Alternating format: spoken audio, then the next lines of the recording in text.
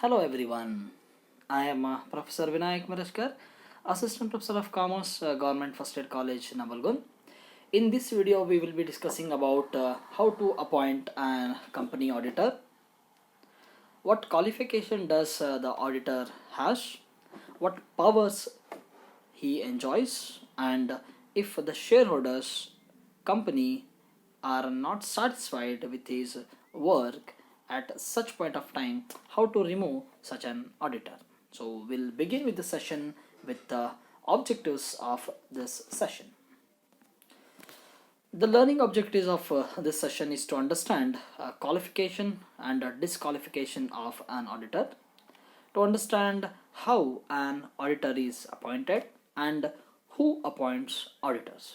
So, and to understand the powers of a company auditor, but at last to understand removal of a company auditor. So, we'll begin with the session. So, before to start with this, we should ask ourselves that who is an auditor.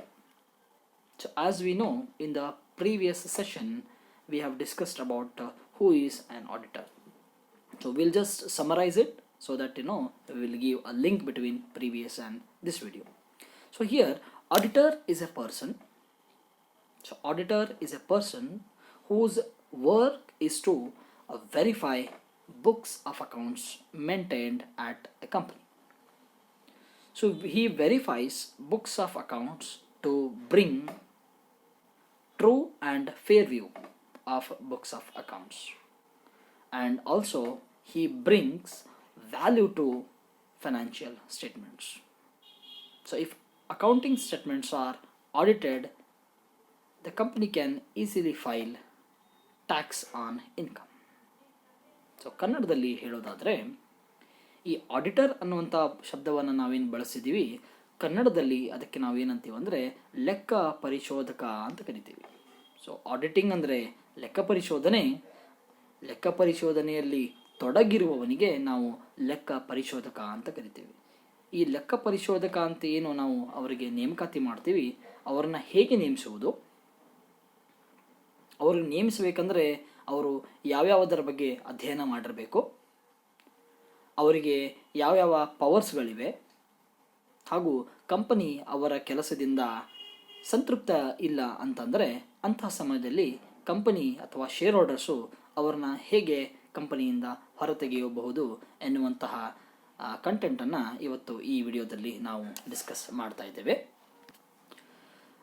ಸಾಮಾನ್ಯವಾಗಿ ಲೆಕ್ಕ ಪರಿಶೋಧಕರು ಅಂತಂದಮೇಲೆ ಅಲ್ಲಿ ಎರಡು ತರಹದ ಲೆಕ್ಕ ಪರಿಶೋಧಕರು ಬರ್ತಾರೆ.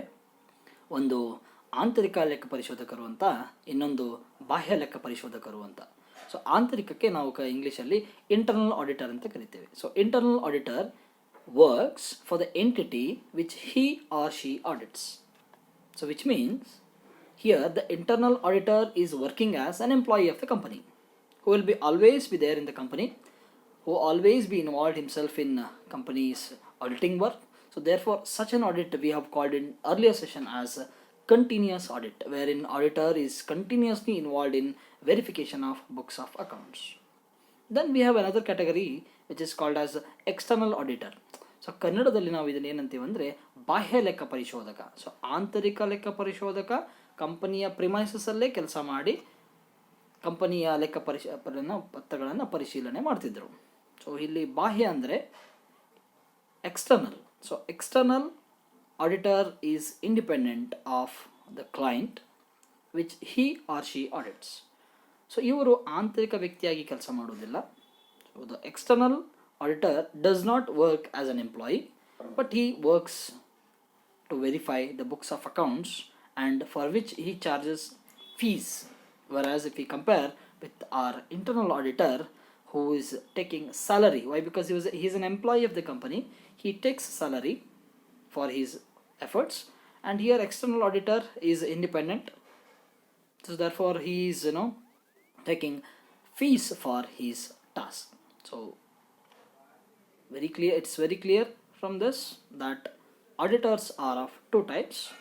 One is internal auditor, another is external auditor. So ಆಂತರಿಕ ಲೆಕ್ಕ ಪರಿಶೋಧಕ ಮತ್ತು ಬಾಹ್ಯ ಲೆಕ್ಕ ಪರಿಶೋಧಕ. Now let us deal with what qualification this auditor should have, to which we have certain sections. So those sections rely on who can be appointed as an auditor. According to section 226 subsection 1 and 226 subsection 2 of the Companies Act, the prescribed qualification of an auditor is as follows. That is, the auditor of a company may be either an individual or firm. So the auditor may be an individual person or it may be a firm of auditors. So this is one. In case of an individual, if the auditor is an individual, he should be a chartered accountant within the meaning of a Chartered Accountant Act 1949. So which means the person should hold a certificate of chartered accountant to practice as an auditor. ಅಂದರೆ ಇಲ್ಲಿ ಲೆಕ್ಕ ಪರಿಶೋಧಕ ಅಂತ ಅನಿಸ್ಕೊಳ್ಳುವವನು ಲೆಕ್ಕ ಪರಿಶೋಧನಾ ಸಂಸ್ಥೆ ಅಂದರೆ ICAI ಅಂತ ಏನು ಕರಿತೀವಿ ನಾವು, institute of chartered accountants of India ಅಂತ ಏನಿದೆ, ಅಲ್ಲಿ ಚಾರ್ಟರ್ಡ್ ಅಕೌಂಟೆಂಟ್ ಅನ್ನುವಂತಹ ಸರ್ಟಿಫಿಕೇಟನ್ನು ಅವನು ಹೊಂದಿರಬೇಕು. ಸೊ ಈಗ ನಾವು ಡಿಗ್ರಿ ಆದಮೇಲೆ ನೀವು BCom ಸ್ಟೂಡೆಂಟ್ಸ್ ಅಂತ ಹೆಂಗೆ ಕರಿತೀವಿ ಹೇಳ್ರಿ, ನಿಮ್ಮ ಹತ್ರ BCom ಫೈನಲ್ ಇಯರ್ ಸರ್ಟಿಫಿಕೇಟ್ ಇರುತ್ತೆ. ಸೊ ಅದೇ ತರಹ ಆಡಿಟರಿಗೆ ಆಡಿಟರ್ ಅಂತ ಅನಿಸ್ಕೋಬೇಕು ಅಂದರೆ ಸೆಕ್ಷನ್ 226 ಸಬ್ಸೆಕ್ಷನ್ 1 ಏನು ಹೇಳ್ತಾರೆ ಅಂದರೆ ಅವ್ರ ಹತ್ರ ಈ CA ಅನ್ನೋ ಚಾರ್ಟರ್ಡ್ ಅಕೌಂಟೆಂಟ್ ಅನ್ನುವಂಥ ಪ್ರಾಕ್ಟೀಸ್ ಸರ್ಟಿಫಿಕೇಟು ಅವ್ರ ಹತ್ರ ಇರಬೇಕು. So that is there minimum qualification. So auditor ಅನ್ನಿಸ್ಕೊಳ್ಳೋನು ಒಬ್ಬನು ಇರಬಹುದು ಅಥವಾ ಅಸೋಸಿಯೇಷನ್ ಇರಬಹುದು ಅಥವಾ ಇಟ್ಸ್ ಮೇ ಫರ್ಮ್ ಇರಬಹುದು. So that is 2. In case of firm of auditors, all the partners of the firm shall be chartered accountant practicing in India within the Chartered Accountants Act 1949. So ಈ ಮೂರನೇ ಲಾ ಏನು ಹೇಳ್ತದಂದರೆ, ಒಬ್ಬ ಪರ್ಸನ್ನು CA ಅಂತ certificate ಇತ್ತು, ಅವರಿಗೆ ನಾವೇನಂತೀವಿ auditor ಅಂತ ಕರಿತೀವಿ. ಸಮೂಹ, ಸೊ ಇದು ಫರ್ಮ್ ಇತ್ತು ಅಂದರೆ, ಫರ್ಮ್ ಇದ್ದಾಗ ಈ ಫರ್ಮಲ್ಲಿರುವಂಥ ಎಲ್ಲ ಮೆಂಬರ್ಸ್ ಹತ್ರನೂ ಏನಿರಬೇಕು ಅಂದರೆ ಚಾರ್ಟರ್ಡ್ ಅಕೌಂಟೆಂಟ್ಸ್ ಅನ್ನುವಂಥ certificate, degree certificate, practice certificate ಅವ್ರ ಹತ್ರ ಇರಬೇಕು. ಸೊ ಅಂದರೆ ಮಾತ್ರ ಅವ್ರಿಗೆ ಏನಂತೀವಿ ನಾವು ಆಡಿಟರ್ಸ್ ಅಂತ ಕರಿತೀವಿ. So auditors. ಸೊ ಆಡಿಟರ್ ಅಂದರೆ ಇಂಡಿವಿಜುವಲ್, ಅವನ ಹತ್ರನೂ CA ಸರ್ಟಿಫಿಕೇಟ್ ಇರಬೇಕು. ಆಡಿಟರ್ಸ್ ಅಂದರೆ ಆ ಸಮೂಹದಲ್ಲಿ ಅಥವಾ ಆ ಫರ್ಮಲ್ಲಿ ಇರುವಂಥ ಎಲ್ಲರ ಹತ್ರನೂ ಏನಿರಬೇಕು ಅಂದರೆ ಚಾರ್ಟರ್ಡ್ ಅಕೌಂಟೆಂಟ್ಸ್ ಅನ್ನುವಂಥ ಡಿಗ್ರಿ, ಪ್ರಾಕ್ಟೀಸಿಂಗ್ ಡಿಗ್ರಿಯನ್ನು ಅವರು ಪಡೆದಿರಬೇಕು. ಸೊ ಅಂದರೆ ಮಾತ್ರ ಅವ್ರಿಗೆ ನಾವೇನಂತ ಕರಿತೀವಿ ಹೇಳ್ರಿ, ಚಾರ್ಟರ್ಡ್ ಅಕೌಂಟೆಂಟ್ ಅಥವಾ ಆಡಿಟರ್ಸ್ ಅಂತ ಕರಿತೀವಿ. ಸೊ ಆಡಿಟರ್ ಅಂತ ಅನಿಸ್ಕೋಬೇಕು ಅಥವಾ ಅವರಿನ ಕ್ವಾಲಿಫಿಕೇಷನ್ ಕೇಳಿದ್ರೆ they should be possessing of chartered accountants degree from the ICAI under the Chartered Accountants Act 1949. Then we shall move towards section 226 subsection 2. So subsection 1 relies on 3 aspects.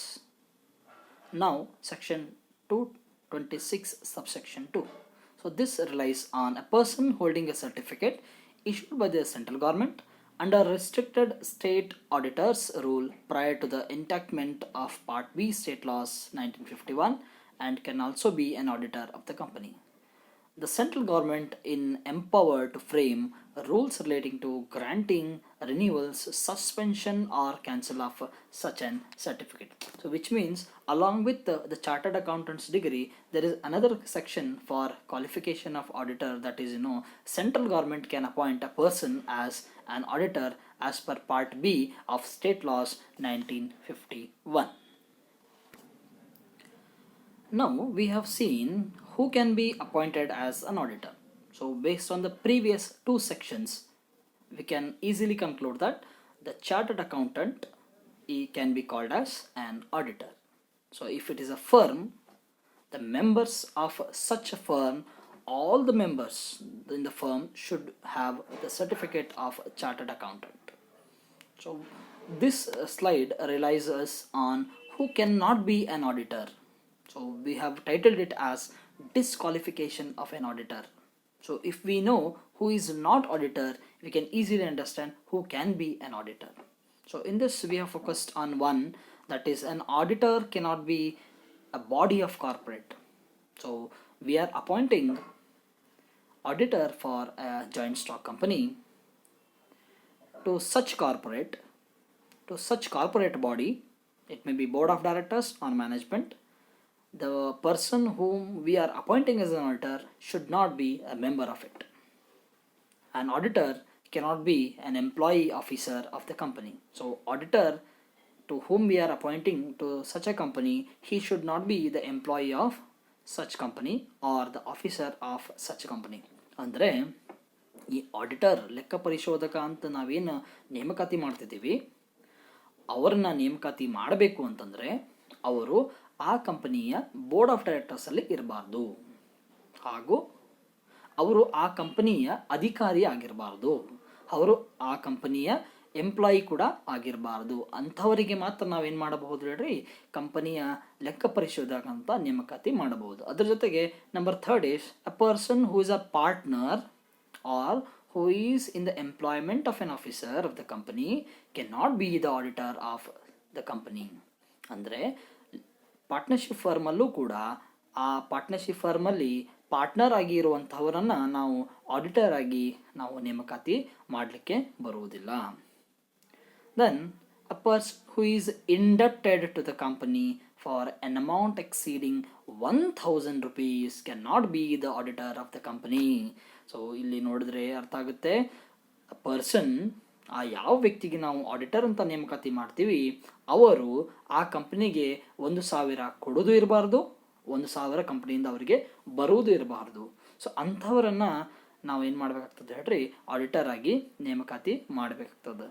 ಆ ಕಂಪನಿಯಲ್ಲಿ 1,000 ರೂಪಾಯಿಗಿಂತ ಹೆಚ್ಚು ಅವರು ಇನ್ಡೆಪ್ಟ್ನೆಸ್ ಇರಬಾರ್ದು, ಕೊಡುವುದು ಇರಬಾರ್ದು, ತೆಗೆದುಕೊಳ್ಳೋದು ಇರಬಾರ್ದು. ಇತ್ತು ಅಂತಂದರೆ ಅವರನ್ನು ನಾವು ಆಡಿಟರ್ ಆಗಿ ಅಥವಾ ನಾವೇನು ಕರಿತೀವಿ ಲೆಕ್ಕ ಪರಿಶೋಧಕ ಅಂತ ಏನು ಕರಿತೀವಿ ಅವರನ್ನು ನಾವು ನೇಮಕಾತಿ ಆ ಕಂಪನಿಗೆ ಮಾಡಲಿಕ್ಕೆ ಬರುವುದಿಲ್ಲ. That is what a person who is indebted to the company for an amount exceeding 1,000 rupees can not be the auditor of the company.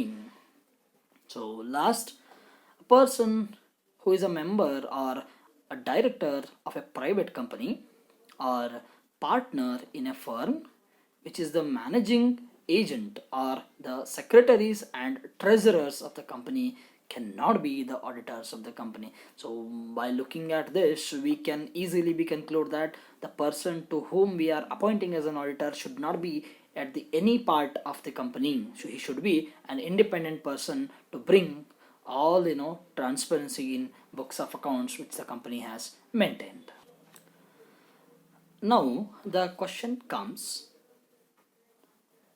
who can appoint an auditor? So we have 4 options, we have 4 means from whom our auditor will get appointed. So that is, auditor can be appointed by board of directors, appointed by shareholders, appointed by central government, and the last, appointed by controller and audit general. So these are the 4 sources, 4 means from whom an auditor can be appointed. So auditor ಲೆಕ್ಕ ಪರಿಶೋಧಕನು ಈ 4 ಜನರಿಂದ ನೇಮಕಾತಿ ಹೊಂದಲ್ಪಡುತ್ತಾನೆ. ಒಂದು, ಕಂಪನಿಯ board of directors, ಕಂಪನಿಯ ಷೇರುದಾರರು, central government ಕೇಂದ್ರ ಸರ್ಕಾರ, ಹಾಗೂ ಕಂಟ್ರೋಲರ್ ಆ್ಯಂಡ್ ಆಡಿಟ್ ಜನರಲ್. ಇವರಿಂದ ಅವನು ನೇಮಕಾತಿಯನ್ನು ಹೊಂದಬಹುದಾಗಿದೆ. ಸೊ ಮೊದಲನೇದಾಗಿ, the first aspect is auditor appointed by board of directors. So in this we have two types of auditors. One we say first auditor, another we say casual vacancy. So first auditor means the board of directors shall appoint the first auditor or auditors of the company within 1 month of the date of the registration of the company. So that means within 1 month of the registration of the company, the board of directors should appoint the first auditor or auditors of the company. ಅಂದರೆ ಕಂಪನಿಯ registration ಆದ ಮೇಲೆ 1 ತಿಂಗಳ ಒಳಗೆ board of directors ಕಂಪನಿಗೆ ಪ್ರಥಮ ಲೆಕ್ಕ ಪರಿಶೋಧಕನನ್ನು ನೇಮಕಾತಿ ಮಾಡಿಕೊಳ್ಳಲೇಬೇಕಾಗುತ್ತದೆ. Then we'll move towards casual vacancy. The directors have been empowered to fill any casual vacancy in the office of an auditor except which is caused by the prior resignation of an auditor. In case if directors fails to appoint the auditor, so we have another source, that is auditor appointed by shareholders. So here also we have made 2 categories. One is first auditor and casual vacancy. So the first auditor we will see, in case if the directors fails to appoint the first auditor or auditors, the shareholders shall do so at the general meeting by passing a resolution. So that means if board of directors of the company, if they fail to appoint the first auditor within the time limit of 1 month of the registration of the company, at such time, yes, it is the right of the shareholders to appoint the first auditor of the company by passing a resolution in the general board of meeting. So that means if directors fails, shareholders will lead. So ಕನ್ನಡದಲ್ಲಿ ಹೇಳೋದಾದರೆ first ಪ್ರಥಮ ಲೆಕ್ಕ ಪರಿಶೋಧಕನನ್ನು board of directors ಅವರು 1 ತಿಂಗಳ ಒಳಗಾಗಿ ಅವರು ಏನು ಮಾಡಬೇಕು, ಅವರನ್ನು ಅಪಾಯಿಂಟ್ ಮಾಡಬೇಕಾಗುತ್ತೆ. ಸೊ ನೇಮಕಾತಿ ಮಾಡಲಿಲ್ಲ ಅಂದರೆ, ಇಫ್ ದೇ ಫೇಲ್, ಡೈರೆಕ್ಟರ್ಸು 1 ತಿಂಗಳೊಳಗೆ ಅಪಾಯಿಂಟ್ ಮಾಡಲಿಕ್ಕೆ ಫೇಲ್ ಆದರು ಅಂದರೆ, ಸೊ ನೆಕ್ಸ್ಟು ಯಾರು ಮಾಡ್ತಾರೆ ಅಂದರೆ ಶೇರ್ ಹೋಲ್ಡರ್ಸು ಅದನ್ನು ಲೀಡ್ ತೊಗೊಂಡು ಜನರಲ್ ಮೀಟಿಂಗಲ್ಲಿ ಅದನ್ನು ಒಂದು ಸ್ಪೆಷಲ್ ರೆಸಲ್ಯೂಷನನ್ನು ಪಾಸ್ ಮಾಡಿ ಅವರು ಲೆಕ್ಕ ಪರಿಶೋಧಕನನ್ನು ನೇಮಕಾತಿ ಮಾಡ್ತಾರೆ. So then moving towards casual vacancy. If a casual vacancy in the office of the auditor arises by his resignation, such vacancy should only be filled by company in general meeting. So that means earlier what was there in board of directors means, so even here it is the same, but whatever shareholders pass the resolution, it should be passed in company's general board meeting. Now, if shareholders also fails to appoint auditor, at that point of time, it is now the turn of the central government. So now, in this third phase, appointment of an auditor by central government. If a company at an annual general meeting fails to appoint or reappoint an auditor, the central government may appoint a person to fill such a vacancy. So that means first it was the turn of the board of directors. When board of directors fails, it is the turn of the shareholders. If the shareholders also fails to appoint an auditor, now it is the turn of the central government. It is a responsibility of the central government to fill such a vacancy of the company by appointing or reappointing an auditor to the company. So ಈ 3ನೇ ಹಂತದಲ್ಲಿ ಹೇಳೋದಾದರೆ, board of directors ಕಂಪನಿಯ ಆಡಿಟರ್ನ appoint ಮಾಡೋದ್ರಲ್ಲಿ fail ಆದರು, share holders appoint ಮಾಡಲಿಕ್ಕೆ fail ಆದರು ಅಂದರೆ ಆವಾಗ ಕೇಂದ್ರ ಸರ್ಕಾರದ ಹಕ್ಕು ಬರ್ತದೆ. ಅಲ್ಲಿ ಕೇಂದ್ರ ಸರ್ಕಾರ ಕಂಪನಿಗೆ ಆಡಿಟರನ್ನು ಅಂದರೆ ಲೆಕ್ಕ ಪರಿಶೋಧಕನ ನೇಮಕಾತಿ ಅಥವಾ ಮರು ನೇಮಕಾತಿಯನ್ನು ಮಾಡುವಂಥ ಹಕ್ಕು ಗೌರ್ಮೆಂಟಿಗೆ. ಸೊ ನಾವು moving towards the 4th phase. So in this phase government companies, so ಸರ್ಕಾರಿ ಸಂಸ್ಥೆಗಳು ಅಂತ ಏನು ನಾವೇನು ಕರಿತೀವಿ, ಆ ಸರ್ಕಾರಿ ಸಂಸ್ಥೆಗಳಿಗೆ ಲೆಕ್ಕ ಪರಿಶೋಧಕರಂತೇಳಿ ಕಂಟ್ರೋಲರ್ ಆ್ಯಂಡ್ ಆಡಿಟ್ ಜನರಲ್ ಅಂತ ಏನು ಮುಖ್ಯಸ್ಥರಿದ್ದಾರೆ, ಸೊ ಅವರು ಸರ್ಕಾರಿ ಕಂಪನಿಗಳ ಲೆಕ್ಕ ಪರಿಶೋಧನೆ ಮಾಡಲಿಕ್ಕೆ ಸರ್ಕಾರಿ ಲೆಕ್ಕ ಪರಿಶೋಧಕರನ್ನು ಇವರು ಅಪಾಯಿಂಟ್ ಮಾಡ್ತಾರೆ. ಸೊ ಅಪಾಯಿಂಟ್ ಅಥವಾ ಮರು ನೇಮಕಾತಿ ಅಂತ ಹೇಳ್ತೀವಿ ನಾವು. So appointment by the controller and audit general. In case of government companies, the controller and audit general appoints or reappoints the company auditor. So with this we can conclude that auditors are appointed only if their qualification is chartered accountant. So if he is an individual, he has to have the chartered accountant's practice certificate. If it is a firm, all the members of such a firm should be holding chartered accountants practicing certificate, and auditors are appointed by first board of directors. If board of directors fails to appoint the first auditor before 1 month of the registration of the company, then it goes to the turns of shareholders in the board meeting passing a special resolution. They should appoint an auditor. If they fail, central government appoints the auditor to such a company. When it comes to government companies, comptroller and audit journal of the company will appoint auditor for such firms. Now we have understood relating to the qualification of an auditor and who appoints an auditor. Now we shall move towards what powers does an auditor enjoys. So we have seen in an image which is plotted on this top, auditor has multiples of tasks to be done. To do such multiple tasks, he need to have multiple powers.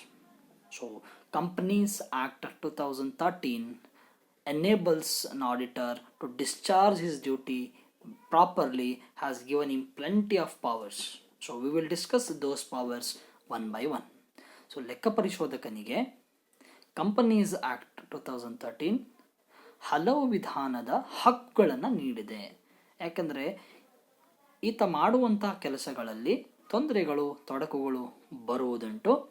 So ಆ ತೊಂದರೆ ತೊಡಕುಗಳು ಬರದೇ ಇರೋ ಹಾಗೆ ಅವನಿಗೆ ನಮ್ಮ companies act ಸಾಕಷ್ಟು ಹಕ್ಕುಗಳನ್ನು, ಸಾಕಷ್ಟು ಪವರ್ಗಳನ್ನು ಅವರಿಗೆ ನೀಡಿದೆ. ಸೊ ಈ ಪವರ್ಗಳನ್ನು ಯಾಕೆ ನೀಡಿದೆ ಅಂತಂದರೆ, ಲೆಕ್ಕಪತ್ರಗಳಲ್ಲಿರುವಂತಹ ಸತ್ಯಾಸತ್ಯತೆಗಳನ್ನು ಹೊರಗೆ ಅವರಿಗೆ ಸರಳವಾಗಲಿ ಅಂಥೇಳಿ ಈ ಸೆಕ್ಷನ್ ಅವರಿಗೆ ಈ ಥರದೆಲ್ಲ ಪವರ್ಸನ್ನು ಕೊಟ್ಟಿದೆ. So as per the provisions contained in the Companies Act 2013, the following powers, so powers or rights have been given in the following order to maintain him, to enable him to discharge his duties properly. So number one power or right is right to access the books of accounts and vouchers. Right to access the books of accounts and vouchers. So auditor is given free to access all the books, all the vouchers at all the times, to verify, to check, to clarify, to ask all these books of accounts maintained at the corporate level by the accountant or by internal auditor, and he has right to ask any voucher related to any transaction to the company's auditor or to the company's accountant for his clarification. Section 227 subsection 1 relies on this first right. So wherein auditor has a right to ask all the accounting related and vouchers which are related to this branch, head office or other branches. So he has a right to get all the information for doing his auditing task. So number 2 is a right to call information and explanation. The second right, that is to call information and explanation. Here auditor has the right to ask management or accountant who has maintained the books of accounts about clarification which he is needed for pursuing his auditing task, and he can ask for explanation from the management, board of directors, and from the person who has written accounts at any time in the auditing process, to ask for explanation for the transaction which he feels it necessary. Then moving towards the third aspect, that is right to visit the branch of the company. So here, when the company is at the large scale and when the company has more number of branches, so then the auditor's right little differs.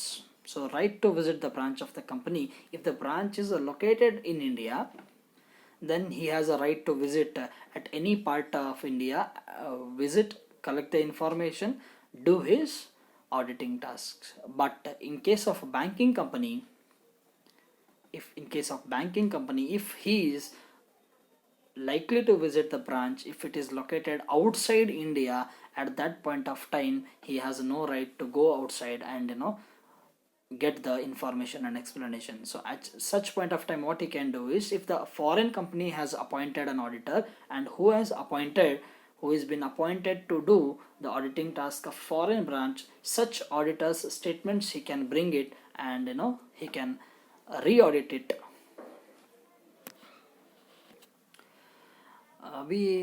When in case of foreign companies, when in case of banks, when auditor is auditing banks, so at such point of time, when the foreign branch has submitted returns, so such returns he can use it for his auditing purpose. Moving towards the fourth right or power of an auditor, that is a right to receive notice and other communication of the general meeting and attend the same. So ಇಲ್ಲಿ ಲೆಕ್ಕ ಪರಿಶೋಧಕನಿಗೆ ನೋಟಿಸನ್ನು ಪಡೆದುಕೊಳ್ಳುವಂತಹ right ಇದೆ. ಅದ್ರ ಜೊತೆಗೆ notice ಪಡೆದು ಆ ಮೀಟಿಂಗಲ್ಲಿ, ಅಂದರೆ annual general meeting ಅಂತ ಏನು ಕರಿತೀವಿ ನಾವು, ಆ ಮೀಟಿಂಗನ್ನು ನೋಟಿಸು ಪಡಿಬೇಕು. ಅದ್ರ ಜೊತೆಗೆ ಅವರು ಅದರಲ್ಲಿ ಭಾಗವಹಿಸಿ ಅದರಲ್ಲಿ ಮಾತನಾಡಲು ಕೂಡ ಅವರಿಗೆ ಅವಕಾಶವನ್ನು ಕೊಡುವಂಥ ರೈಟ್ ಇದು. So that is right to receive notice and other communication of the general meeting and attend the same. So auditor is not only attending the meeting, he is not only getting the notice, but he has a right to speak in general meeting. So that is what the power an auditor has, to speak up in the general meeting. Then moving towards the next right, the right to make a statement at the general meeting. So that's what I said in the previous, that is he is not only getting notice, attending the meeting, but he has a right to make a statement, to give his views on the company in the annual general meeting. ಅಂದರೆ ಲೆಕ್ಕ ಪರಿಶೋಧಕ annual general ಮೀಟಿಂಗಲ್ಲಿ ಬರೀ ಭಾಗವಹಿಸೋದಷ್ಟೇ ಅಲ್ಲ, ಆ ಮೀಟಿಂಗಲ್ಲಿ ಅವರು ತಮ್ಮ ಅಭಿಪ್ರಾಯಗಳನ್ನು ಕೂಡ ವ್ಯಕ್ತಪಡಿಸಬಹುದಾಗಿದೆ. ಈಗ ಆಡಿಟರಿಗೆ ನಾವು ಬೋರ್ಡ್ ಆಫ್ ಡೈರೆಕ್ಟರ್ಸ್ ಜನರಲ್ ಮೀಟಿಂಗಲ್ಲಿ ಮಾತನಾಡಲು ಅವಕಾಶ ಮಾಡಿಕೊಟ್ಟಾಗ ಆಡಿಟರು ಮಾತನಾಡಬಹುದು ಅಂತ ನಾವು ಈಗಾಗಲೇ ಹೇಳಿದ್ವಿ. ಅದ್ರ ಜೊತೆಗೆ ಬೋರ್ಡ್ ಆಫ್ ಡೈರೆಕ್ಟರ್ಸು ಯಾವುದಾದರೂ ತಪ್ಪು ಮಾಹಿತಿಯನ್ನು ಶೇರ್ ಹೋಲ್ಡರ್ಸ್ಗೆ ನೀಡ್ತಾ ಇದ್ದರೆ ಆವಾಗ ಆಡಿಟರಿಗೆ ರೈಟ್ ಇದೆ, ಅವರು ತಪ್ಪು ಕೊಟ್ಟಿರ್ತಕ್ಕಂತಹ ಸ್ಟೇಟ್ಮೆಂಟ್ಗಳನ್ನು ಸರಿಪಡಿಸುವಂತಹ ಹಕ್ಕಿದೆ. That is what we say right to correct any wrong statements made by board of directors in general meeting. So general ಮೀಟಿಂಗಲ್ಲಿ ಬೋರ್ಡ್ ಆಫ್ ಡೈರೆಕ್ಟರ್ಸು ಏನಾದರೂ ತಪ್ಪು ಫಿಗರ್ಸನ್ನು ಕೊಡ್ತಿದ್ರು ಅಂತಂದರೆ, ಲೆಕ್ಕಪತ್ರಕ್ಕೆ ಸಂಬಂಧಿಸಿದಂಥ ತಪ್ಪು ಮಾಹಿತಿ ಕೊಡ್ತಿದ್ರು ಅಂತಂದರೆ ಆಡಿಟರಿಗೆ ರೈಟ್ ಇದೆ. ಏನು ರೈಟ್ ಇದೆ ಅಂತಂದರೆ, ಆ ತಪ್ಪು ಮಾಹಿತಿಯನ್ನು ಸರಿಪಡಿಸುವಂತಹ ಒಂದು ಹಕ್ಕು, ಒಂದು ರೈಟು ಯಾರಿಗಿದೆ ಅಂದರೆ ಲೆಕ್ಕ ಪರಿಶೋಧಕನಿಗೆ ಇದೆ. Then we have to move towards next, that is right to seek legal and technical advice. So when auditor has been a qualified chartered accountant, even then he needs legal support, he needs technical advice from outsiders.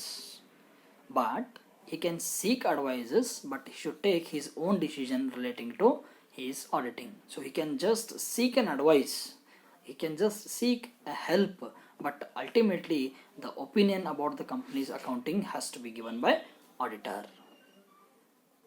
Then moving towards the next, that is a right to make a representation. When auditor's term has come to an end, when auditors get retired, when auditors is intending to leave the organization, yes, he has a full right to discuss in general meeting that he should not be reappointed for the company in future coming days. The next is very interesting, that is financial remuneration, the right to receive remuneration. So the auditor, he not only works and audits your financial statement, he has a complete right and full right to receive the remuneration from the company for the work he is assigned, and for the work he is giving rewards. So here the auditor has full right to take his remuneration. We have seen in classification, that is internal auditor gets salary for his work, and external auditor, he will be getting fees instead of a salary. Why? Because he is an independent of his client. So So therefore, if it is a matter of independent auditor, he will get fees for his task of auditing. When it comes to an internal auditor, he will be taking salary. Why? Because he is an employee of the company. Then at the last, but very important, what we can say is the right to sign audit report. Auditor, when he starts verifying of books of accounts, and at the end he has to come to a conclusion that the status of the auditings, the status of the company's accounts are whether qualified or unqualified. So auditor has to give his views on a piece of paper, writing a summary of what he has audited and what is the statement, what is the status of the company's books of accounts, whether they reflect true and fair view or not. So that he has to comment in his report, and at the end he must sign the audit report. So when he signs the audit report, so then that report is called as a valid report. So without the signature of the report, yes, it is without the signature of the auditor, the report is not valid. So the signing authority, the signing right is also given to auditor. So whatever task he does, at the end he should give a qualified or unqualified report at the end, and he has to put his signature. Now we have come to the last aspect of today's discussion, that is how to remove a company auditor, that we have termed it as a removal of company auditor. So company auditor is appointed for a fixed term and for a maximum of 5 years in a company for one term. However, sometimes due to any reasons, management of the board can decide to remove auditors before the end of his tenure. So if the board of directors or if the shareholders are not satisfied with the efficiency or if the work of the auditor, yes, they have a chance of removing such an auditor from the company. So removal may be of 3 kinds. One is removing an auditor before completion of his tenure, that is of 5 years. That is one. Then another is if auditor is not willing to work with the company, so at that point of time, yes, he can resign from his office. And the third is the auditor can get retired from the company's auditing. So we'll move towards one by one. Then first we will see the auditor appointed under section 139 may be removed from his office before the expiry of his term only by a special resolution of the company after obtaining the previous approval from the central government in that behalf in a prescribed manner. So that means appointing an auditor was very easy task. Why? Because board of directors will appoint an auditor. If they fail, shareholders will appoint. If they fail, central government will appoint. So here removal, so for removing an auditor from your company, at that point of time, it is must as per section 139 that they must get approval in a prescribed manner from central government prevailing in the country. So it is must that to remove an auditor from the company, we should seek permission and approval from central government. Then it is a normal aspect, that is retirement. If auditor is retiring, a special notice shall be required for a resolution at an annual general meeting appointing as auditor a person other than a retiring auditor, or specifically providing that a retiring auditor shall not be reappointed. So if the auditor is retiring from his office, he shall not be reappointed in future tenure of the company. Then the third aspects of removal, that is, one was removing an auditor before his tenure, another was retirement of an auditor. Now it is at the option of the auditor. If the auditor is not willing, if auditor is not ready, if auditor is not ready to work with the company, at that point of time, even he also has a right to resign from such a company. The auditor who has resigned from the company shall file within a period of 30 days from the date of resignation, a statement in the prescribed form with the company and the company's registrar. Even he has to give a letter of resignation to the company's registrar and to the company within a period of 30 days from the date of his resignation. In case if he fails to inform the company or registrar, in such case he is liable to be punishable. That is, in case of non-compliances, such an auditor shall be punishable with fine which shall not be less than 50,000 to 5 lakhs. Now we will see how to remove an auditor from the company before completion of his tenure. So there are some 6 steps in this. So we will follow one by one. So ಆಡಿಟರ್ನ ಲೆಕ್ಕ ಪರಿಶೋಧಕನನ್ನು ತೆಗಿಬೇಕಾದ್ರೆ, ಅವನ tenure ಮುಗಿಯುವುದಕ್ಕಿಂತ ಮುಂಚೆ ಅವನನ್ನು ತೆಗಿಬೇಕಾದ್ರೆ ಈ ಸ್ಟೆಪ್ಸ್ಗಳನ್ನು ನಾವು follow ಮಾಡಬೇಕಾಗತ್ತೆ. So that is step number 1.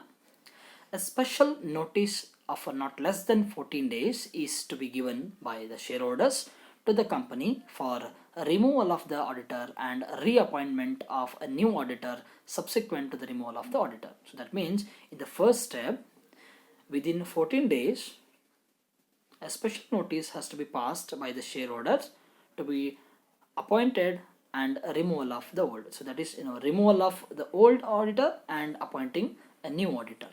So that has to be brought. Step 2, obtaining a certificate in writing from the new auditor to the effect of his eligibility to act as an auditor if appointed. So that means before removal of an old auditor, we should keep in ready the next auditor who will be appointed in the place of old auditor. So that too, in writing we should obtain a certificate from the new auditor. If he is appointed, yes, he should be ready if the old appointed auditor is removed from the company. So obtaining a certificate in writing from the new auditor to the effect of his eligibility to act as auditor if he is appointed. Notice was given before 14 days by the shareholders about removal and reappointment of new, and new auditor has also given in writing his certificate of appointment.